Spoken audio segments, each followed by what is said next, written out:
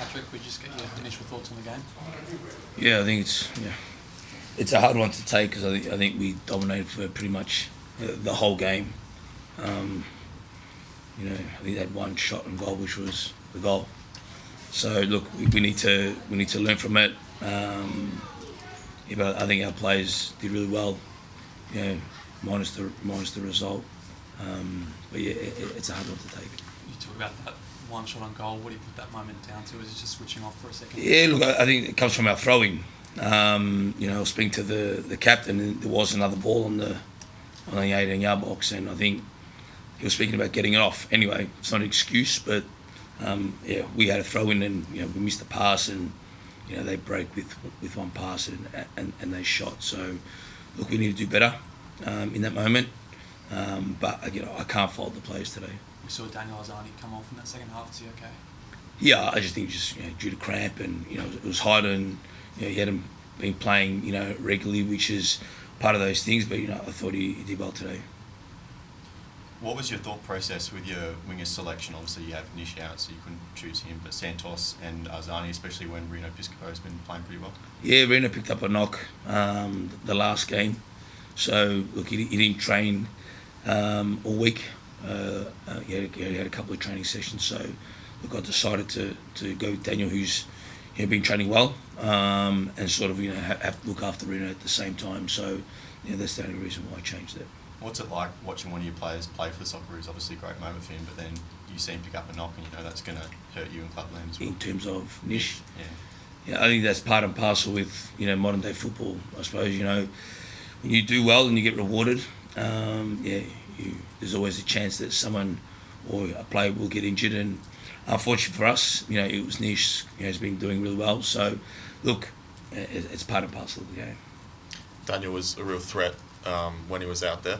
You've mentioned with Nish, for example, about the end product and really improving that with him. Is that, you think, for Daniel as well, a big area of improvement? Yeah, I think it's everyone. I think it's not just Daniel. Daniel had a couple of half chances, and but they made it difficult, knowing that he would come inside or go outside. So look, I think it's just an area of our game that if there's going to be a low block, how do we improve that to get better at it?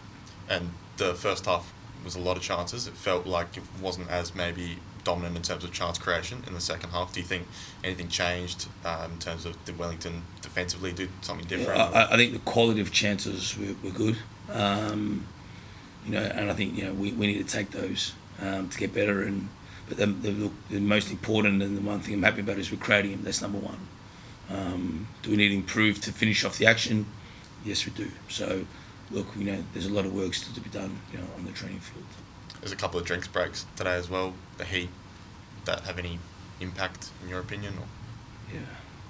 Yeah. I haven't played a game at 1 o'clock since I was probably under 10s. So yeah, it was hard for the players, but we battled through it, and no excuses for me. So it was good. And just last one on Bruno, came off the bench, almost scored the equaliser with a free kick.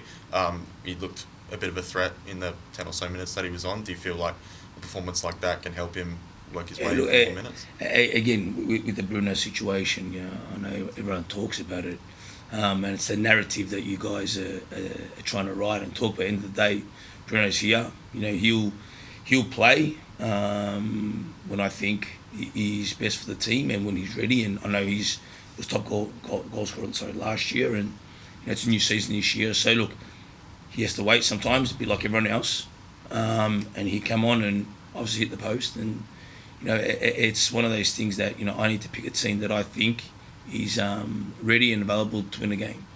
I don't pick on names, so that's my way, and it'll always be my way.